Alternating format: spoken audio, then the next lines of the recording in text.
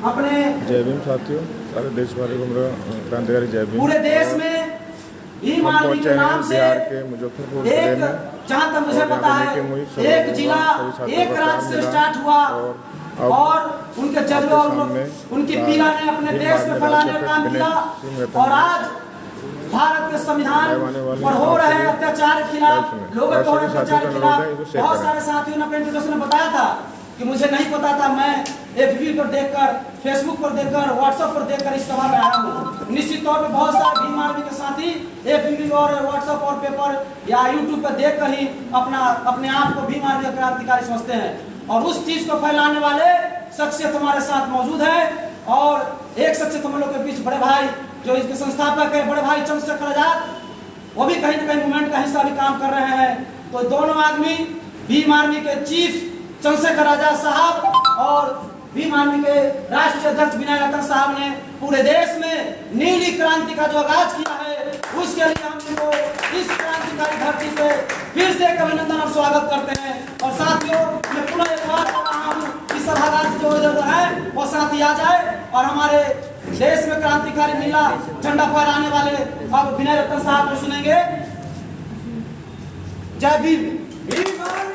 जिंदाबाद जिंदाबाद जिंदाबाद जिंदाबाद भाई विनय रतन जिंदाबाद जिंदाबाद जिंदाबाद भीम आर्मी जिंदाबाद जिंदाबाद जिंदाबाद राष्ट्र समाज पार्टी जिंदाबाद जिंदाबाद जिंदाबाद भाई चंद्रशेखर आजाद जिंदाबाद जिंदाबाद जिंदाबाद भाई विनय रतन जिंदाबाद जिंदाबाद जिंदाबाद हेमंत कमल साहब जिंदाबाद जिंदाबाद हेमंत कमल साहब जिंदाबाद जिंदाबाद हेमंत कमल जिंदाबाद जिंदाबाद जिंदाबाद चंद्रशेखर आजाद जिंदाबाद जिंदाबाद जिंदाबाद।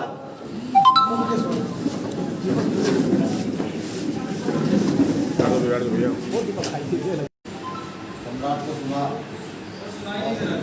आ जाएगी, चिंता मत कीजिए, आ जाएगी आवाज वहीं तक और पीछे हो जाएंगे वहाँ के। बिहार में जब सारे बिहार के साथियों को सुनता हूँ तो ऐसा महसूस होता है कि बिहार में नेता बनाने की जरूरत नहीं है, बिहार में नेता पैदा होते हैं।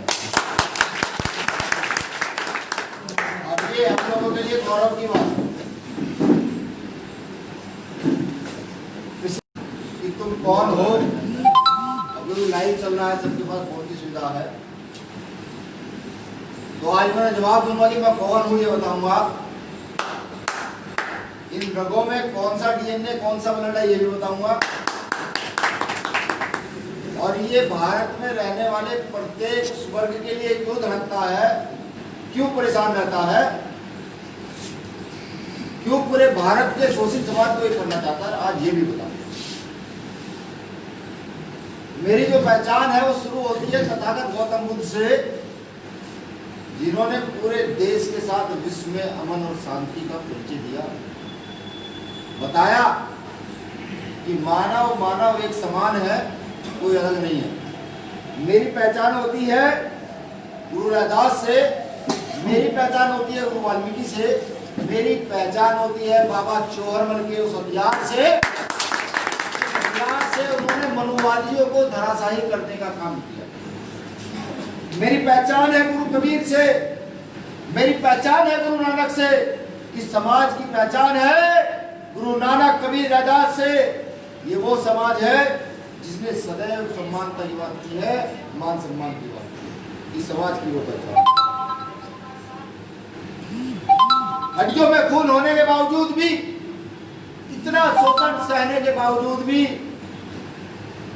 इस समाज ने कभी उफ नहीं की। मेरी पहचान है, मेरी पहचान है गुरु घासीदास जी से, मेरी पहचान है गुरु बिस्मन्ना जी से, मेरी पहचान है महात्मा ज्योतिबा फुले साहब से, मेरी पहचान है साहुजी महाराज से, मेरी पहचान है पेरियार साहब से, हमारी पहचान है लड़ाई सिंह यादव साहब से, हमारी पहचान है बिरसा मुंडा साहब से, हमारी पहचान है महात्मा काली साहब से, हमारी पहचान है डॉक्टर बाबा साहब अम्बेडकर से, हमारी पहचान है जगदेव प्रसाद कुशवाहा से, हमारी पहचान है कर्पूरी ठाकुर से, और हमारी पहचान है माननीय जगजीवन राम से, हमारी पहचान है एपीजे अब्दुल कलाम से, हमारी पहचान है अशफाक उल्लाह खान से, हमारी पहचान है भगत सिंह से, और हमारा वजूद है माननीय काशीराम साहब से। मैं आज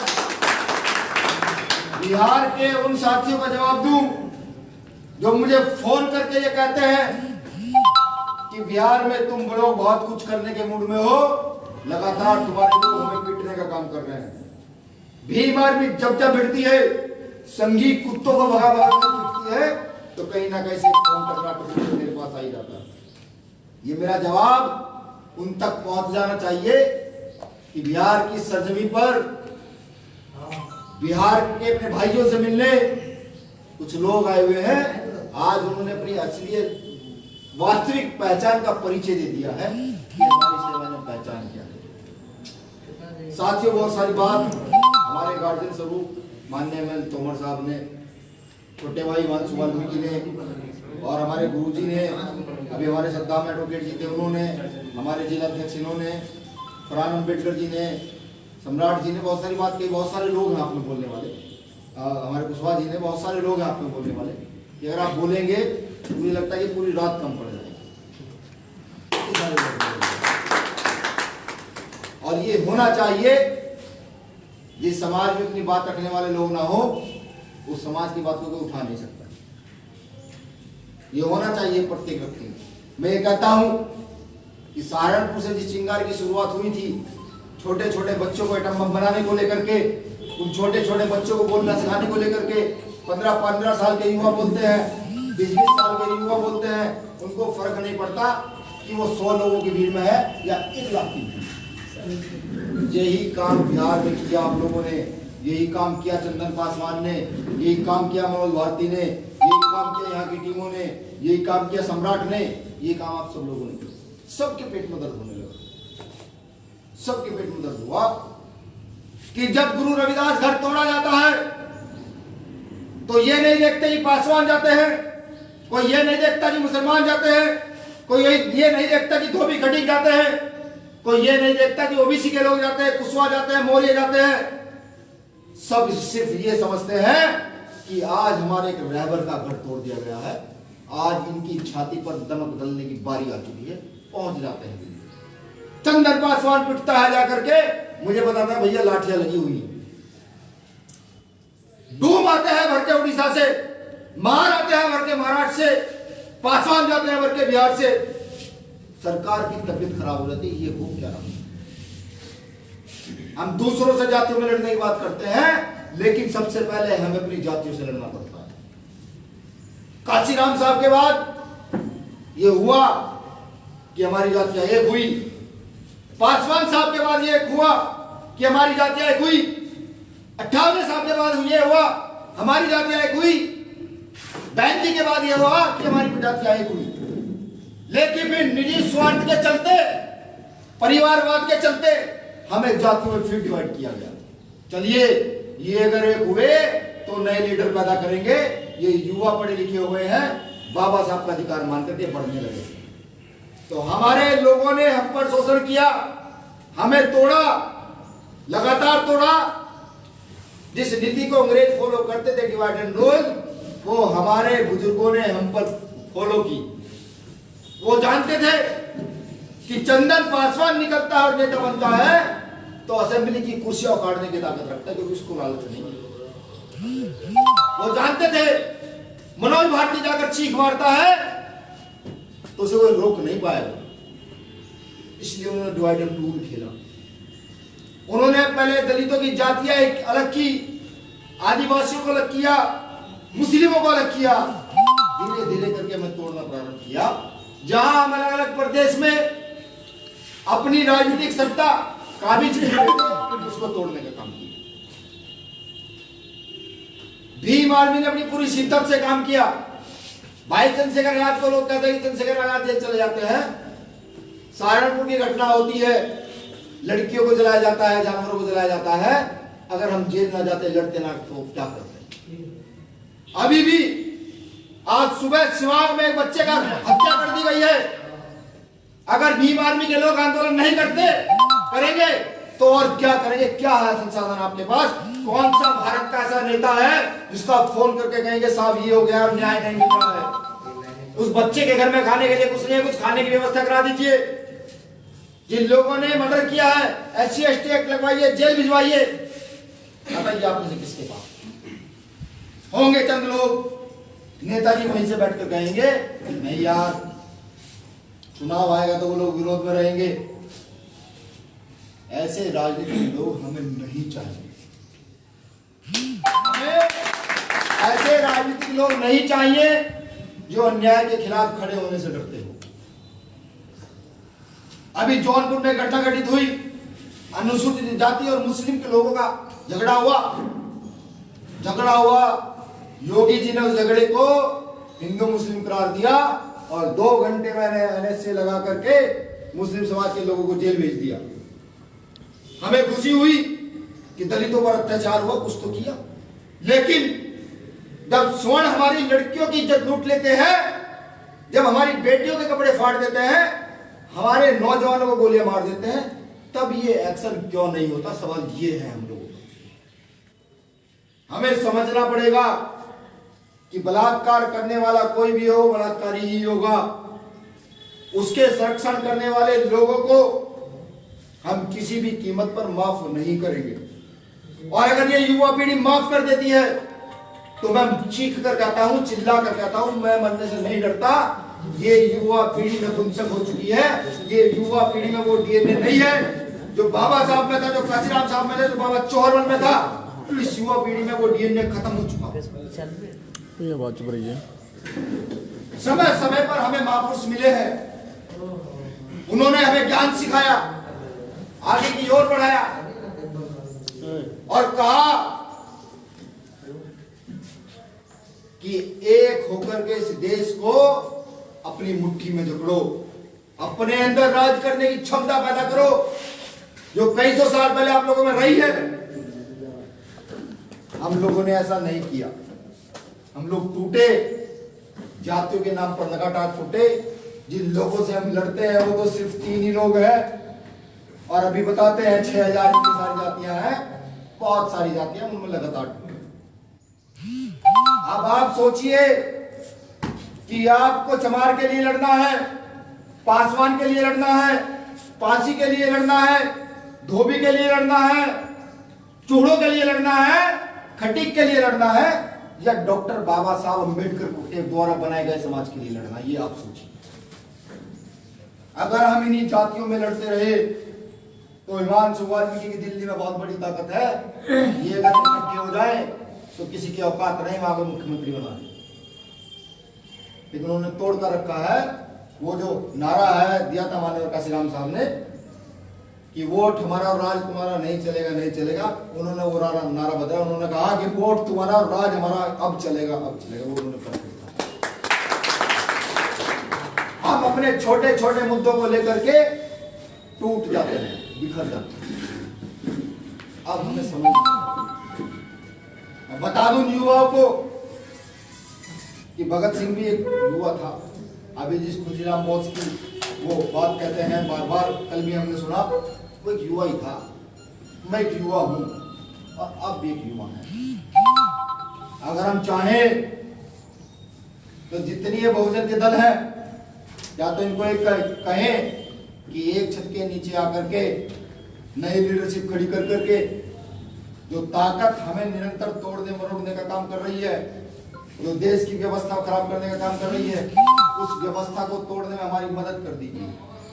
वरना हम इतने कैपेबल भी हैं बिना संसाधन के कि गांव-गांव जाकर के ये बता सकते हैं कि अब इन सारी ताकतों को जो मनुवादियों के द्वारा गिरवी रखी गई है, इन सब ताकतों को तोड़ने की ये काम हमें करना पड़ेगा। सन 2015 के बाद जब भीम आर्मी बनी, भाई चंद्रशेखर आजाद जी और हम चर्चा किया करते थे क्या महापुरुषों ने इतना काम किया है, कैसे कैसे क्या होगा। बाबा साहब का नाम लेते रहे, चलते रहे। एजुकेशन छोड़ा, सबसे पहले तैयारियां कर रहे थे सरकारी नौकरियों की, वो छोड़ी। घर के लोगों ने भी कहा भाई बरान हो जाओगे, लेकिन मूवमेंट का कीड़ा दिमाग में बैठ गया तो लगातार चलते चले गए। सहारनपुर से निकलने के बाद बाहर की ओर चले तो आप जैसे बहुत सारे भाइयों के हाथ खड़े मिले कि आप चलिए, हम लोग आपके साथ। शोषण की प्रत्येक लड़ाई को ईमानदारी से लड़ा। जितनी ताकत थी, क्षमता थी, उतना लड़ा। बिहार से भी ट्रेनें भर भर के जाती थी, पंजाब से भी ट्रेनें भर भर के आती थी। 21 मई 2017 को हम किसी को नहीं जानते थे, कोई हमें नहीं जानता था, लेकिन फिर दिल्ली के अंदर वो कई लाख लोग जो 21 मई था ना, 21 मई को दिल्ली के अंदर कई लाख की संख्या में उतरे, वो कहां से आए? सरकारों के दिमाग खराब हुए। उस भीड़ से अंदाजा लग गया कि काशीराम तो दोबारा नहीं आ सकते, लेकिन काशीराम को असलियत में मानने वाले लोग निकल पड़े। कभी काशीराम साहब ने दिल्ली में भीड़ इतनी इकट्ठा कर दी थी कि दिल्ली को बंद कर दिया गया था। उसके बाद भाई चंद्रशेखर आजाद के नाम से आप लोगों ने इतनी भीड़ इकट्ठा कर दी कि दिल्ली से लेकर सब लोगों के दिमाग में लगातार प्रयासरत रहे, जेलों में रहे, जेलों से बाहर निकले, बहुजन मूवमेंट को इकट्ठा करने का काम किया। जैसे मान्यवर काशीराम साहब ने महाराष्ट्र में जाकर के आरपीआई के लोगों को समझाने का काम किया, लेकिन वो नहीं समझे। उसके बाद बसपा का गठन करने का काम किया। सबको हमने फोन किए, पत्र भेजे कि एक झंडे के नीचे आकर के अपने राजनीतिक स्वार्थ अगर सिद्ध करना चाहते हो, लेकिन एक झंडे के नीचे आकर के राजनीतिक स्वार्थ सिद्ध करें। हो सकता है कि बिहार के लोग बिहार में राजनीति करें, यूपी के लोग यूपी में राजनीति करें, महाराष्ट्र के लोग महाराष्ट्र में राजनीति करें, लेकिन बहुजन समाज के लीडर प्रत्येक प्रदेश के अंदर है। अनेकों बहुजन समाज की पार्टियां हैं, जो बड़े बड़े लीडर थे उन तक मैसेज भिजवाया गया, कोई निगेटिव कोई भी पॉजिटिव मैसेज नहीं आया। परेशान हुए और उल्टा अलग अलग प्रदेशों में मुकदमे लगने स्टार्ट हुए।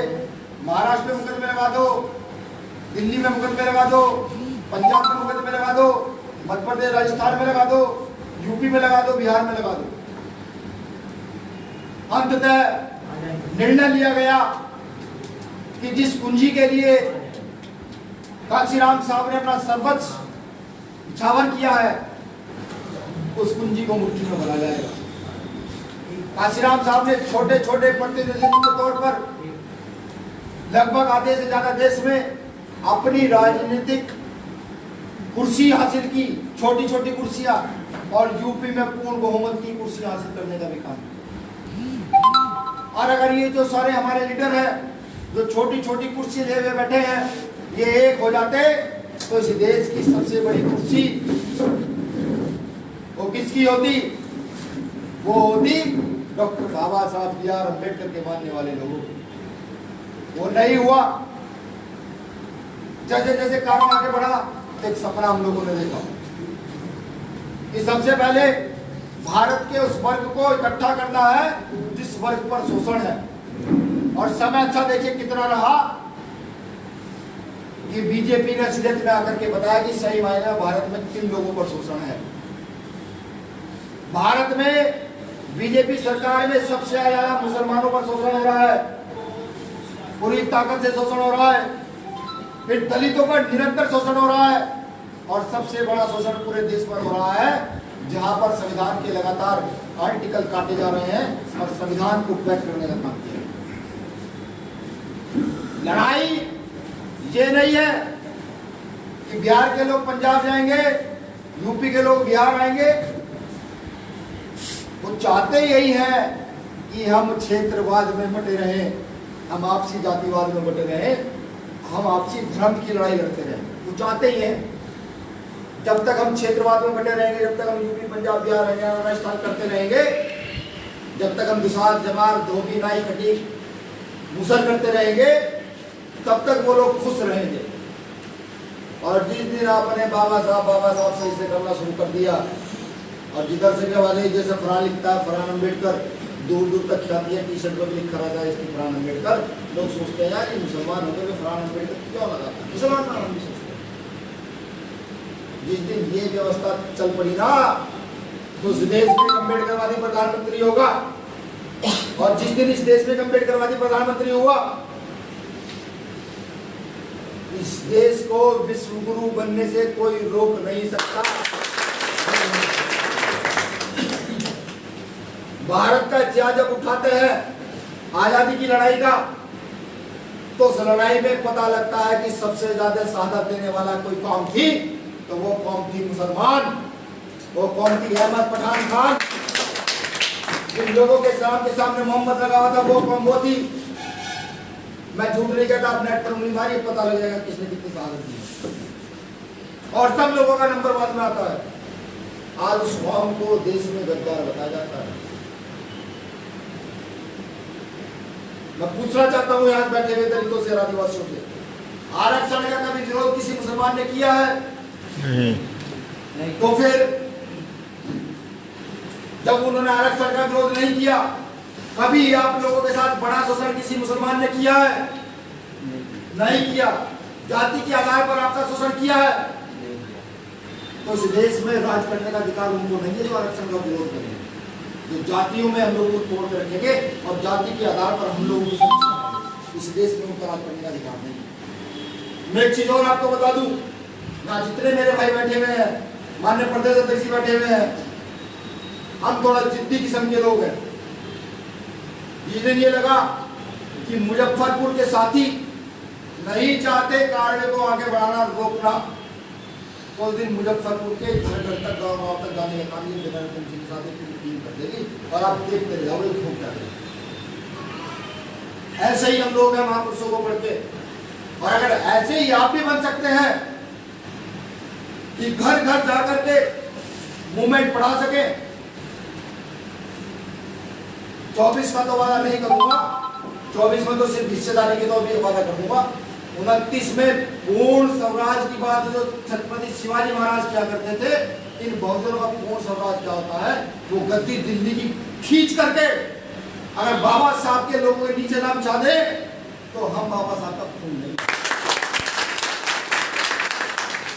अब सवाल ये उठता है कि चंद्रशेखर आजाद एक प्राइमरी टीचर का लड़का भारत देश में इतना ताकतवर कैसे हुआ कि ये विश्व उसका नाम जानता है? वो ताकत सोचिए कहां से है। जब लड़ते हैं कई बात करके और यहां पर चंदन उतरता है सड़क पर, फरहान उतरता है सड़क पर और कहते हैं चंद्रशेखर आजाद को कुछ हुआ, तो उनसे ईट बजाने की ताकत वहां से आई। इस ताकत को कायम रखिएगा। ये ताकत अगर कायम रही तो व्यवस्था बदलेगी। आज राजनीति पूंजीपति और सामंत के हाथ में चली गई है। अगर आपके पास पैसा है, आपका राजनीतिक बैकग्राउंड है, तो आप एमपी एमएलए बन सकते हैं। और अगर आप किसी गरीब किसान के बेटे हैं, आपके अंदर राजनीतिक सामाजिक सेवा की कितनी बड़ी ताकत हो, आप राजनीति में जाने। वो व्यवस्था चेंज की थी एक बार काशीराम साहब ने, अब दोबारा वो व्यवस्था चेंज करेंगे भाई चंद्रशेखर आजाद और भीम आर्मी का प्रतीक करेंगे। पूरी ताकत से कई टीमें बिहार में आई हुई है। बिहार का रेस्पॉन्स तो मिलता है, बहुत कम बिहार आया हूँ, लेकिन बिहार से आपसी विवाद के फोन जरूर जाते हैं। उससे मुझे ये अंदाजा हो जाता है कि भीम आर्मी बिहार में कितनी ताकतवर है कि लोग, मेरे लोग बात करने के लिए भी आपसी विवाद में पड़ जाते हैं कि नहीं मैं काम करूंगा, नहीं मैं काम करूंगा। बस इस ताकत का सही यूज होना जरूरी है। जैसे तोमर साहब ने कहा, एजेड व्यक्ति है, राजनीति का बहुत बड़ा एक्सपीरियंस है, ना जाने कितने चुनाव इन्होंने लड़ाए हैं। ये मुख्यमंत्री के, प्रधानमंत्री के चुनाव में रहे हैं। ये अलग से भी हमें बताते हैं कि ये तो तय हो चुका है कि यहाँ जो भीम आर्मी की टीम है, अगर वो 20% भी हिल गई, सरक गई काम करने के लिए, तो बिहार में बिना आप लोगों के सरकार तो किसी की बनेगी। और ये भी वादा है कि अगर सरकार में 0.1% की हिस्सेदारी हो गई, समय सही रहा, तो आवाज को कैसे उठाया जाता है, ये खिड़कियां जो बाबा साहब के लिए बंद करते थे, उनको इनके लिए कैसे बंद किया जाता है, वो बताने का काम किया जाएगा। हक अधिकार छीन रहे हैं। अभी बताया कि 5 ताकतें देश में है, वो गवर्नमेंट ने अंडरटेकिंग ले ली है। अभी एक साथी ने बताया था 2 अप्रैल का मामला, 13 भाई शहीद हुए। अब गिनती करना शुरू कीजिए कि हमारी पार्टियां कितनी है। कई सारे तो बिहार में है, फिर यूपी में है, महाराष्ट्र में तो लाइन लगी हुई है, छत्तीसगढ़ में भी है, झारखंड में भी है, बहुत सारी पार्टियां, नेता भी बड़े बड़े हैं, नाम भी ले दूंगा, मुझे कोई एलर्जी नहीं है। बहन कुमारी मायावती है, रामविलास पासवान जी है, उदित नाथ जी है, ठावले जी है, और भी बहुत लंबी लाइन है, जीतन राम मांझी जी है, और बहुत लंबी लाइन है। भाई एक सवाल है मेरा, राजनीति से पहले जो करोड़पति थे, राजनीति के बाद जो करोड़पति हुए, क्या उनके घरों में इतना भी कुछ नहीं था कि मरने वाले लोगों को के हाथ पर रोटी की व्यवस्था कर सके? नहीं था। हाँ, वो चाहते तो उन्हें 10 लाख की व्यवस्था करके देते। मध्य प्रदेश में जाइएगा, एक भाई शहीद हुआ है, 4 बेटियां छोटी छोटी सी हैं। जब मध्य प्रदेश गया तो उसकी पत्नी ने कहा, हाथ जोड़ने की, कहने की भैया वो तो चले गए, लेकिन भीम आदमी का काम देख करके मन करता है कि भीम आदमी के लिए काम करते हैं। आंखों में आंसू थे। घर देखा, घर पर पन्नी की छत है, पन्नी जानते हैं, काली पन्नी जो होती है, बिहार वाले तो जानते होंगे, क्योंकि सबसे ज्यादा तो यही मिला करती थी, उसकी छत। दर्द नहीं हुआ? जिस राजनीति को हमने पाल पोस के बड़ा कर दिया हो और एक अधिकार बचाने के लिए जो लोग शहीद हुए हो, क्या उनका इतना अधिकार नहीं बैठता? उसमें से उनका ऐसा कुछ नहीं बैठता? बैठता है, बैठता है। नहीं दिया किसी नेता ने, नहीं, मैं नहीं सोच सकता, कारण है उसका। मेरे पास राजनीतिक ताकत नहीं है, आप नहीं सोच सकते, कारण है उसका। आपके पास राजनीतिक ताकत नहीं है। दूसरा कारण यह है कि आप पूंजीपति नहीं है। एक भी आदमी ऐसा नहीं बैठा होगा जिसके अपने 2, 4, 5, 7, 10 करोड़ का बिजनेस है। ये सब वो लोग हैं, 500 की मजदूरी करने वाले लोग हैं, 1000 की मजदूरी करने वाले लोग। यही लोग मूवमेंट चलाएंगे, इन्हीं लोगों ने मूवमेंट चलाया। अगर हमारे नेता जाते व्यवस्था कर देते, नहीं। अभी सुप्रीम कोर्ट का निर्णय आया है कि आरक्षण मौलिक अधिकार नहीं है। आंदोलन होगा तो पुलिस गोली भी चलाएगी, ताकत है उनके पास, लोग मरेंगे भी। लेकिन अगर उनके शहीद होने के बाद उनके परिवार की कोई सुध लेने वाला ना हो, तो सारी माई ये कह देंगे कि मैं अपने बेटे को आंदोलन में नहीं भेजूंगी, बिल्कुल नहीं भेजूंगी। अधिकार कौन बचाएगा? ऐसे नेताओं की जरूरत है देश में, जो अपने अधिकारों के लिए लड़ सके, और वो शुरुआत बिहार से हो चुकी है। बिहार की क्रांतिकारी धरती से हो चुकी है, तथागत गौतम बुद्ध की धरती से हुई शुरुआत हो चुकी है, क्रांतिकारी वीरों की धरती से हो चुकी है। और अगर आपने यहाँ मेहनत करके कुछ छोटा सा भी हिस्सा अगर दे दिया, छोटा सा भी हिस्सा, तो बिहार में भीम आर्मी के लोगों को किसी की औकात नहीं, बिहार में नहीं पूरे देश में किसी औकात नहीं जो भीम आर्मी के लोगों को रोक सके, है नहीं। आरएसएस तो आरएसएस, बीजेपी तो बीजेपी, इनके जैसी 10 संस्थाएं अगर और भी तैयार हो जाए वो हमें रोक नहीं पाएगा। फिलहाल आपका नेटवर्क पूरे बिहार से लेकर के 22 राज्यों में भीम आर्मी काम करती है। अभी लॉकडाउन के अंदर जब फोन आए, क्योंकि बिहार की आबादी पूरे देश में काम करती है, पूरे देश का कोई प्रदेश ऐसा नहीं है जहाँ बिहार के लोग काम ना करते। उसका कारण है कि बिहार में नेताओं ने रोजगार की सही व्यवस्था नहीं की। यहाँ जो उद्योग थे उनको भी यहाँ से दूसरी जगह शिफ्ट कराने का काम किया गया है। जो बिहार की हिस्ट्री जानता है वो इन चीजों को मेरी अच्छी तरीके से समझ रहा हूँ, मैं क्या कह रहा हूँ।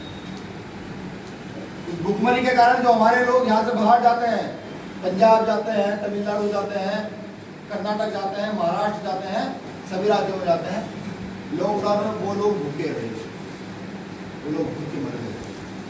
फोन आया तो सर हुआ तो बिना सोचे समझे 4-5 नंबर अप्लाई कर दिए। जहाँ जहाँ जो टीमें थी, महाराष्ट्र की टीमों को कहा भाई फोन किसी का आएगा तो रोटी की व्यवस्था कीजिएगा। ये जो बैठा हुआ है यहाँ पर छोटा भाई हिमांशु वाल्मीकि, दिल्ली का प्रदेश अध्यक्ष, रात को 2 बजे भी अगर फोन आ गया तो 3 बजे खाना तैयार करके भिजवाया गया है।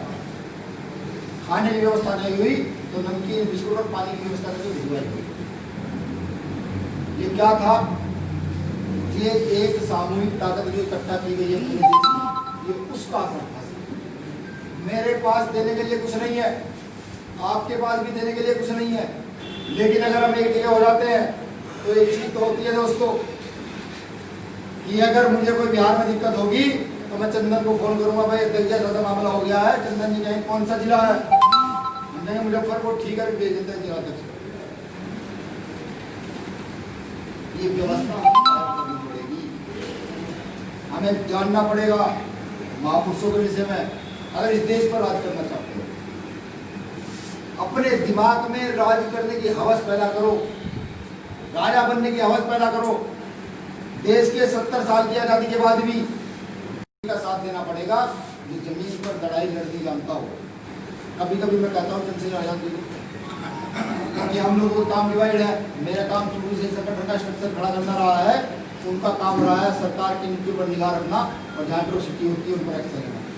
मैं कभी कभी मत किया करो भाई अध्यक्ष जी, मैं जिस दिन मरूंगा, आज तो आपके साथ एक चंद्रशेखर आजाद खड़ा है, जिस दिन मैं मरूंगा दिन लाखों चंद्रशेखर आजाद आपके साथ खड़े होंगे और बहुत तेजी से काम किया जाएगा। जिस व्यक्ति की भावनाएं ये हो, क्योंकि मैं मित्र भी हूं उनका, हम लोग साथ भी रहते हैं, जिस व्यक्ति की भावनाएं ये हो तो सोचिएगा कि वो अगर काम करने पर सही ताकत उसको मिल जाए वो किस हद तक जाए।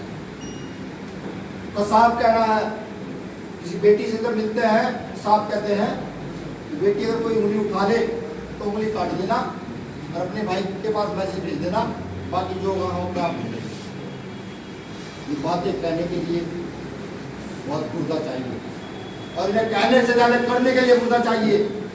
और ये हमने किया है। जब कैमूर की घटना घटी, रात को 1:30 बजे गुड़िया का मुझे फ़ोन आया, मैं दिल्ली में था, बाइक से कराया था और हम साथ थे उस दिन, मैं बाहर से आया था।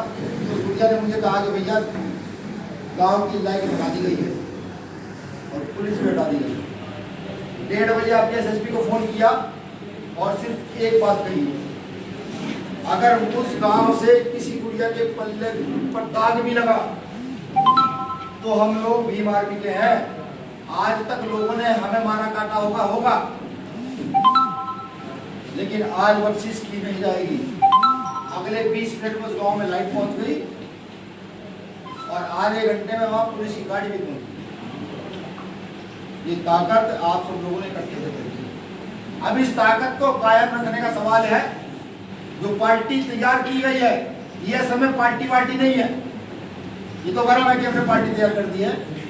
ये तो गरीबों का एक ताकत प्राप्त करने का समूह तैयार किया गया है कि जो लोग राजनीति के अच्छे खिलाड़ी हैं, जिन लोगों को आज तक मौका नहीं मिला काम करने का, जिनको राजनीतिक स्तर पर दबाया गया है, वो यहाँ इस घर में आए और खुलकर काम करें और बताएं देश में बताएं कि देश में एक ही बाबा साहब अम्बेडकर नहीं पैदा हो सकते। देश में और भी उनको मानने वाले बहुत सारे लोग हैं जो उनके कारवा को लेकर के जा सकते हैं। ये बताएं। ये पार्टी नहीं, एक आंदोलन है। इस पार्टी का सबसे बड़ा नेता आंदोलनों से जन्मा हुआ है और पार्टी का राष्ट्रीय अध्यक्ष होने के बावजूद भी वो आंदोलन ही करता है। वो बात नहीं करता, सिर्फ वो आंदोलन करता है। अब सोचना आप लोगों को है, इस युवा पीढ़ी को, जो 20 साल के लड़के हैं, जो 25 साल के, जो 30 साल के, जो 35 साल के, 40 साल के हैं। एमएल तोमर साहब तो मार्गदर्शन कर सकते हैं, कुशवाहा साहब तो मार्गदर्शन कर सकते हैं। आपको सोचना है कि आप कितनी लंबी रेस लगा सकते हैं। एक चीज का और ध्यान रखिएगा, जब कभी मनोबल टूट जाए और लगे कि अब तो भूखे मरने की नौबत आ रही है, तो डॉक्टर बाबा साहब बी आर अम्बेडकर की तरफ देख लीजिएगा, फोटो की तरफ 2 मिनट देखिएगा और सोचिएगा, जिस व्यक्ति पर खाने की व्यवस्था ना हो, वो देश के सबसे बड़े बुद्धिजीवियों में शुमार हो, तो उसकी औलाद इतनी कमजोर नहीं हो सकती। जब पढ़ लिख कर नौकरी लग जाए और करोड़ों रुपए आप कमा ले, घर में सारे ऐसो आराम हो, मूवमेंट दिमाग में ना आए, सिर्फ हल्का याद है कि कुछ मूवमेंट है, तो तथागत गौतम बुद्ध की ओर देखिएगा और सोचिएगा, जिस इंसान के पास सब कुछ था, उसने अपना सब कुछ छोड़ करके आंदोलन को अपना हिस्सा बनाया, लोगों को अपना हिस्सा बनाया, मूवमेंट चलाने का काम किया, तो बुद्धि खुल जाएगी और अपना मूवमेंट को मिल जाएगा। बहुत छोटी बातें हैं लेकिन बहुत मजबूत बातें हैं। अब रही नेटवर्किंग की बात, जो अपने आंदोलनकारियों ने, जो आपके आंदोलनकारियों ने पार्टी बनाई है, उनकी बात। पार्टी का कोई विशेष एक व्यक्ति मुखिया नहीं हुआ करता। बिहार के लोग अगर यहाँ चाहते हैं कि अम्बेडकरी युग आए, यहाँ की कुर्सी पर कोई अम्बेडकरी बैठे, तो कल से दिमाग में सिर्फ एक चीज उठा लीजिए, जहां जाए वहां पर बात करें पार्टी की, लोगों से बात करें कि उनकी राय क्या है, उस सर्वे को अपने रजिस्टर में मेंटेन करते हैं, अपने रजिस्टर में। एक आम कार्यकर्ता, आम पब्लिक का आदमी भी लोगों से जाए, पार्टी के विषय में पूछे, वो अगर गलत कहे तो कारण पूछे, वो सही कहे तो उसका भी कारण पूछे। जो नॉलेज आपके पास है ट्विटर के माध्यम से, फेसबुक के माध्यम से, व्हाट्सएप के माध्यम से, न्यूज के माध्यम से, भाई चंद्रशेखर आजाद की, हम लोगों की, या चंदन की, या सम्राट की, या अम्बेडकर जी की, जो नॉलेज आपके पास है वो उसको बता दें। भाई भीम आर्मी के लोग ये करते हैं, ये पार्टी भीम आर्मी के लोगों ने बनाई है। ये लोग लड़ते हैं, यहाँ से कहीं भी कुछ हो जाता है तो वहाँ के लिए लड़ते हैं। इतना काम करना स्टार्ट कीजिए। जो व्यक्ति अपना रजिस्टर मेंटेन करके लोगों से मिलता चला जाएगा, लोग जुड़ते नहीं उनके बाद, जो मिलता चला जाएगा, एक ना एक दिन उसकी सूचना हम तक पहुंचेगी जरूर। जिस दिन उसकी सूचना पहुंचेगी, उस दिन उस व्यक्ति को जितना हमसे सम्मान होगा उतना सम्मान दिया जाएगा। उस सम्मान में किसी प्रकार की कोताही बरती नहीं जाएगी। लेकिन इस आंदोलन को मजबूत करना आप लोगों की जिम्मेदारी है। प्रत्येक व्यक्ति अपने आप को इस आंदोलन का हिस्सा समझे, इस पार्टी का हिस्सा समझे, और ये समझ कर काम करें कि अब हम सही मायने में डॉक्टर बाबा साहब अम्बेडकर तक काम करें। जिन लोगों के हाथ में सत्ता होती है वो अपने साथ साथ दूसरों को भी फायदे किया करते हैं, और अम्बेडकरवादी लोगों का सत्ता प्राप्त करने का मतलब है जो हजारों सालों से हमारे दुश्मन रहे हैं, उनके लिए भी सही काम करते हैं। बाबा साहब अम्बेडकर जब संविधान लिख रहे थे तो उनके पैर में ताकत थी, लेकिन उन्होंने फिर भी भारत के प्रत्येक नागरिक को समानता दी। और जब संविधान हम का पहला पन्ना खोलते हैं तो वहाँ सबसे पहली लैंग्वेज ये लिखी हुई है कि हम भारत के लोग। उन्होंने किसी जाति या किसी धर्म की व्याख्या नहीं। तो ये हमें सोचना पड़ेगा यहाँ से निकलने के बाद, क्योंकि तोमर साहब जैसे लोगों की कैडर हमने देखा है लाखों लाखों रुपए में हुआ करता है, लोगों से पैसे लिए जाते हैं कैडर के, आइए 3-3 दिन कैडर चलते हैं। और तोमर साहब जैसे लोग जो मूवमेंट को समर्पित है वो खुद चल करके जगह जगह जाके कैडर देने का काम कर रहे हैं। ये बड़ी बात है, इस चीज को समझिए। क्षेत्रवाद से दूर रहना है। कोई ये कहे कि वो बिहार यूपी के हैं, वो पंजाब हरियाणा के हैं, कोई ये कहे तो उसके मुंह पर फौरन जवाब दीजिएगा। कोई कहीं का भी, हम सबसे पहले बाबा साहब को मानने वाले हैं, हम सबसे पहले अम्बेडकर वाले हैं। ये बात जवाब मोट छोट बात की बात है। एक चीज मन में बिठा लीजिए, प्रेम की भावना।